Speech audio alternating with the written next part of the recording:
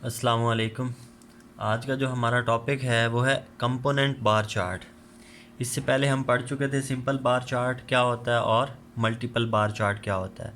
Component bar chart में हम क्या करते हैं, हमारे पास जो डाटा होता है उसको बार पहले एक कंप्लीट बार बनाते हैं, फिर उस बार को हम दो या दो से ज़्यादा हिस्सों में जितना हमारे पास डाटा हो उसके मुताबिक उसको तकसीम कर देते हैं। यानी कि एक सिंपल हमारे पास बार है, जैसे कि अगर आप देखना चाहें ये हमारे पास कोई एक बार है, यहाँ पर ये बना दिया मैंने बार। तो मैं क्या करता हूँ, इस बार को एक और दो दो हिस्सों में तकसीम कर देता हूँ, यानी कि हमारे पास तीन पार्ट्स बन जाते हैं इस तरह से। तो ये मुख्तलिफ डाटा होता है हमारे पास, उस डाटा को हम मुख्तलिफ़ तरीक़ों से इसको तकसीम करके इस बार को मल्टीपल में हम ये करते थे कि साथ एक और एक्स्ट्रा बार बना के उसको मल्टीप्लाई करते थे। सिंपल तो था ही एक। तो अब ये जो कंपोनेंट है इसमें हमने एक सिंपल सा पहले सिंपल वाला बार बनाना है। उस बार को बनाने के बाद फिर हमने डाटा को देखते हुए उस बार को तकसीम करना है कि आया हमारा जो डाटा है वो किस किस चीज़ पर किस किस चीज़ पर वो मुनहसर है या किस चीज़ पर वो डिपेंड कर रहा है। ठीक है, तो इस चीज़ को देखते हुए हम इस बार को डिवाइड करेंगे, तो इसको हम कहते हैं कंपोनेंट बार चार्ट। देखें जैसे कि डेफिनेशन में लिखा हुआ है, a component bar chart is an effective technique in which each bar is divided into two or more sections. कि आप क्या करते हो कि आप एक बार को दो या दो से ज़्यादा सेक्शंस बना लेते हैं, उसके उनको उसमें तकसीम कर देते हैं या डिवाइड कर देते हैं। कैसे? Proportional in size to the components parts of a total being displayed by each bar. कि आपके पास जब आप एक बार बना देते हो उस बार को फिर आगे तकसीम करते हो किसके प्रोपोर्शनल, जो जो आपको साइज़ दिया जाता है, यानी कि जो आपको डाटा दिया जाता है उसके मुताबिक आप उसको तकसीम कर देते हो। ठीक है, आगे है the various component parts shown as sections of the bar. उनको जो हम उस बार को तकसीम करेंगे और तकसीम होने के बाद हमारे पास जैसे हमने यहाँ पर ये एक सेक्शन बनाया या दूसरा ये तीसरा, इस तरह से हमारे पास मुख्तलिफ सेक्शंस बन जाएंगे। तो उसको हम क्या कह रहे हैं, वो सेक्शंस कहते हैं, उसको सेक्शन ऑफ द बार, यानी कि एक बार के मुख्तलिफ जो सेक्शंस हम बना रहे हैं। फिर हम उनको क्या करते हैं, are shaded or colour differently to increase the overall effectiveness of the diagram. ये जो हमने डायग्राम बनाई है, ठीक है, ये जो एक सिंपल बार बनाया है उसको फिर हमने डिवाइड किया किसमें, दो सेक्शन तीन सेक्शंस में डिवाइड कर दिया। अब हम क्या करेंगे कि इस एक सेक्शन को, ये वाला जो, इसको हम इस तरह से कलर्ड कर देंगे। ठीक हो गया। अब देखें ये इससे डिफरेंट हो गया। अब जब इसको और इसको इनसे डिफरेंट करना तो हम इसकी लाइंस लगा देते हैं यूँ करके। अब आप चेक कर सकते हैं कि ये वाला सेक्शन, ये वाला सेक्शन, ये वाला सेक्शन तीनों ही डिफरेंट है। अब देखना भी आसान हो गया और हमें आइडिया हो जाएगा कि ये कैसे कैसे हैं, ये किसकी वैल्यूज़ हैं, ये किसकी वैल्यूज़ हैं और ये किसकी वैल्यूज़ हैं। ये जब हम एग्जांपल करेंगे आपको आसानी से क्लियर हो जाएगा। लेकिन अभी आप यही समझें कि आपका जो कंपोनेंट बार चार्ट है वो क्या है कि आप एक बार को आगे डिवाइड कर देते हो दो या दो से ज़्यादा सेक्शंस में। ठीक हो गया। और फिर उन सेक्शंस को जो उनकी वैल्यूज़ असाइन होती हैं उनके प्रोपोर्शनल हम ड्रा करते हैं। वो कैसे करते हैं वो भी देखेंगे। आगे है they are also known as subdivided bars. ठीक है, एक तो सिंपल हमने जो पढ़ा था उसको हम सिंपल बार कह रहे थे, फिर हमने मल्टीपल पढ़ा तो उसको हम मल्टीपल, क्योंकि वो एक बार के साथ दूसरा बार क्या हो रहा था, मल्टीप्लाई हो रहा था, इस वजह से हम उसको क्या कह रहे थे, मल्टीप्लाइड बाई मल्टीप्लाई चार्ट्स या मल्टीपल बार चार्ट्स कह रहे थे। तो अब इनको क्या कह रहा है, वो कहता है they are also known as subdivided bars. ठीक हो गया। एक बार को हमने सब डिवाइड कर दिया आगे मुख्तलिफ सेक्शंस में, एक सेक्शन या फिर दो सेक्शन या फिर तीन या दो से ज़्यादा में भी तकसीम कर सकते हैं, दो भी कर सकते हैं। ठीक है, जब आपके पास एक बार होगा जब आप उसको तकसीम करेंगे तो वो दो हिस्सों में तकसीम हो जाएगा।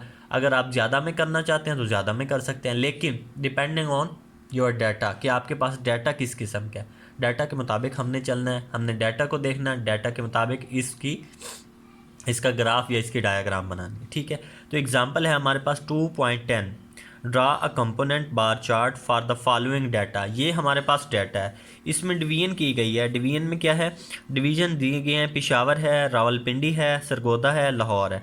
ये हमें चार ऐसे शहर, बड़े शहर दिए गए हैं और उनकी पॉपुलेशन उसने बताई है। जो हमारे पास पेशावर है उसकी 64 लैक्स है। ये जो पॉपुलेशन है लाखों में है। ठीक है। तो लैक्स में है 64 लाख, यानी कि 64 लाख उसकी आबादी है पेशावर की। इसी तरह जो रावलपिंडी है उसकी 40 लाख है। जैसे सरगोदा इसकी 60 लाख है, और जो लाहौर है उसकी 65 लाख पॉपुलेशन है, यानी कि उसकी कुल आबादी जो है 65 लाख है। ठीक है, ये हमें उसने डिवीज़न दे दी। डिवीजन्स ये दी हैं कि पेशावर, रावलपिंडी, सरगोदा और लाहौर, ये 4 बड़े शहर, उनकी आगे उनकी पॉपुलेशन दी, उनकी आबादी बता दी। लाखों में है, ये 64 लाख है, 40 लाख है, 60 लाख है एंड 65 लाख है। ठीक हो गया। फिर आगे बताया कि उस आबादी में जो मेल हैं वो 33 हैं, यानी कि 33 लाख मेल हैं, 31 लाख फ़ीमेल। फिर दोबारा बताया जो रावलपिंडी के लिए है, उसने कहा 21 जो हैं वो मेल हैं, यानी 21 लैक्स मेल हैं, और 19 लाख क्या हैं, फ़ीमेल हैं। इसी तरह 32, 28, 35 एंड 30।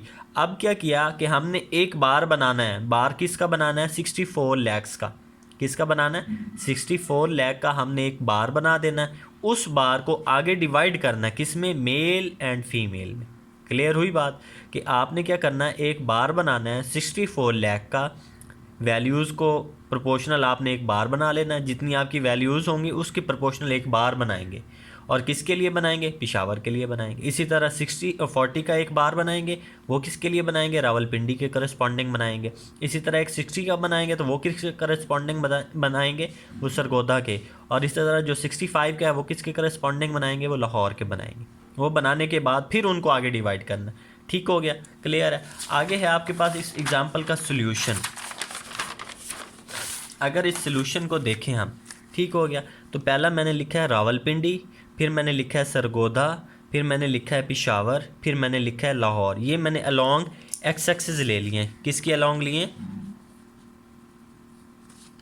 एक्स एक्सिस की अलॉन्ग ले लिए। ठीक हो गया। इसी तरह जो वैल्यूज़ हैं, यानी कि जो पॉपुलेशन है, ये मैंने लिख भी दिया, पॉपुलेशन इन लैक्स, यानी कि लाखों में उसकी जो तादाद है। 10 लाख ये है आपके पास इनिशियल स्टेज या ओरिजिन। ज़ीरो से चले 10 लाख, 20 लाख, 30 लाख, 40 लाख, 50 लाख, 60 लाख तक चले गए। ठीक हो गया।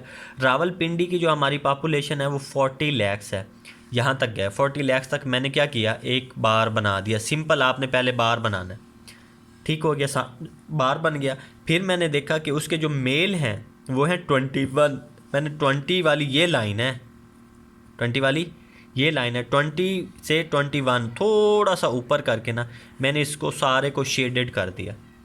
इसको शेड करने का मकसद ये है कि ये जो शेडेड है ये मेल के लिए है, जो अनशेडेड है जिसमें शेड नहीं किया वो फीमेल के लिए बनाया है। ठीक हो गया।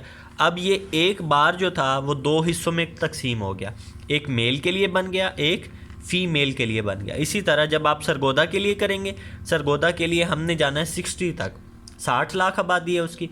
उस 60 लाख का हमने एक बार बना दिया। बार बनाने के बाद आपने देखा उसमें मेल है 33, तो आप क्या करेंगे, 30 से थोड़ा सा ऊपर 1 2 3 यहाँ से आप यूँ लाइन बना देंगे और उसको शेड कर देंगे। शेड करने का मकसद ये है कि वो मेल के लिए, जो अनशेडेड है वो किसके लिए? फ़ीमेल के लिए। इसी तरह पेशावर के लिए भी आप लोगों ने बना लेना है, इसी तरह आप लोगों ने लाहौर के लिए भी बना लेना है। ये 4 आपने बार, क्योंकि हमारे पास 4 ही शहर थे, रावलपिंडी, सरगोदा, पेशावर, लाहौर। अब अगर आप ये चाहें कि ये जो मैंने वर्टिकल बार बनाए ये मैं हॉरिजेंटल बनाऊं, तो आपने ये जो शहर लिए हमने, रावलपिंडी, सरगोदा, पेशावर और लाहौर, इसको आपने ले लेना अलॉन्ग वाई एक्सिस, और इन वैल्यूज़ को जो पॉपुलेशन के उनको आप ले लेंगे अलॉन्ग एक्स एक्सिस। जब आप अलॉन्ग एक्स एक्सिस वैल्यूज़ ले लेंगे तो फिर आपके ये जो बार हैं वो हॉरिजेंटल बन जाएंगे, इस तरह से बनेंगे। ठीक है, तो अभी वर्टिकल हैं, वर्टिकल ही चलें। अगर आप बनाना चाहते हैं हॉरिजेंटल तो वो भी बना सकते हैं। ठीक हो गया।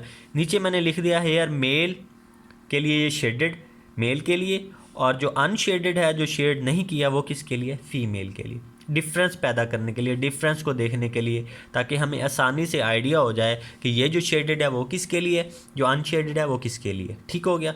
बहुत ही आसान सा था कि आपने सिंपल करना क्या है कि एक सिंपल बार बनाना है अलॉन्ग वैल्यूज़ के, यानी कि उसके करस्पॉन्डिंग जो वैल्यूज़ होंगी उनके करस्पॉन्डिंग आपने एक बार बना लेना वैल्यूज़ के। फिर उस बार को आपने 2 हिस्सों में तकसीम करना है या 3 में करना है। जितनी आपके पास आगे वैल्यूज़ होंगे, कॉलम्स होंगे डाटा को देखते हुए, उतनी आपने उसके सेक्शंस बना लेने। उन सेक्शंस को बना के उनकी जो वैल्यूज़ होंगी, उनके करस्पॉन्डिंग जो वैल्यूज़ होंगी उसके मुताबिक आपने उसको शेड कर देना है। एक हिस्से को शेड कर देंगे, एक को खाली छोड़ देंगे, ठीक है, ताकि फ़र्क पता लग जाए कि शेडेड किसके लिए और अनशेडेड किसके लिए। फिर आपने नीचे इस तरह से छोटे छोटे बॉक्स बना के बता देना है कि आपने ये शेड किया वो मेल के लिए है या फीमेल के लिए, आया इंपोर्ट्स के लिए है या एक्सपोर्ट्स के लिए। ठीक हो गया। जैसे मैंने मेल और फीमेल के लिए अलहदा से बॉक्स बना दिया, आप भी बना देंगे।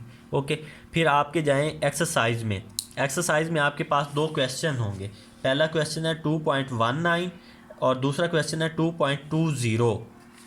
2.19 और 2.20 ये दो क्वेश्चन है। एक पहला जो है 2.19 ये सिंपल बार चार्ट से हो जाएगा, जो हमने पहले पढ़ा था ना सिंपल बार चार्ट, उससे हो जाएगा। और ये जो दूसरा है उसमें उसने कहा भी यही है कि मल्टीपल बार चार्ट से करें।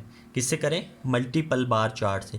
ये दोनों क्वेश्चन आप लोग करके मुझे ग्रुप में सेंड कर देंगे, ठीक है, पिक्चर बना के, ताकि मैं उसको चेक कर लूँ। ठीक है, अल्लाह हाफिज़।